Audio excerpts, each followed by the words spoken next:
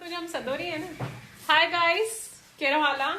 असां कमु पिया कयूं बट असां सोचो तव्हांखे थोरो कुझु ॿुधायूं। हिन मुंहिंजी राणी जो नालो भाविश आहे। असां सेम लिपस्टिक हई आहे।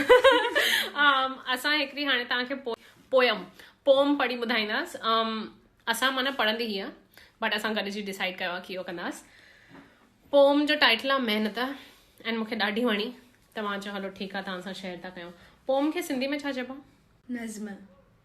नज़्म पढ़ी ॿुधाईंदासीं। वाह, मूंखे हिकदमि हीअं उर्दू टाइप फीलिंग अची। वाह वाह टाइप्स। Okay, all yours. मां तोखे सेट करे थी ॾियां कैमरा ऐं तूं पढ़जांइ। ओके गाइस, अगरि तव्हांखे वणे त असांखे हीअं थम्स अप ॾिजो या त हार्टू ॾिजो, मां उहो विझंदीमांव। ओके, सदोरिया फर्स्ट टाइम आहे असां इंस्टा ते। Bhavisha. Okay, all the best. नज़्म जो नालो आहे महिनत। कवि साहिब आहिनि परशुराम टेकवाणी। दिल सां कर अभ्यास ओ मिठड़ा, थींदे ज़रूरतूं पास ओ मिठड़ा। मन मुंहिंजी इहा ॻाल्हि तूं मिठड़ा, ओ मिठड़ा मन मुंहिंजी इहा ॻाल्हि तूं। दिल सां कर अभ्यास तूं। महिनत कई तिन नालो कमायो, देश पंहिंजे जो शान वधायो। पढ़ी ॾिस इतिहास ओ मिठड़ा, दिल सां कर अभ्यास ओ मिठड़ा। महिनत वारे जो शान आ हर हंधि, इज़त आबरू ऐं मान आ हर हंधि। देश जो कनि था विकास ओ मिठड़ा, दिल सां कर अभ्यास तूं मिठड़ा। महिनत वारे सां साण आ साईं, यादि रख इहा ॻाल्हि सदाईं। मन में रख विश्वास ओ मिठड़ा, दिल सां कर अभ्यास ओ मिठड़ा।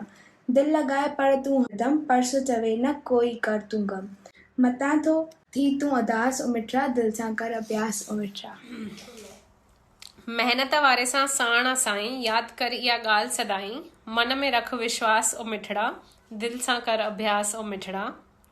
दिल लॻाए पर तूं हरदम, परसो चवे तूं कर न कोई गम।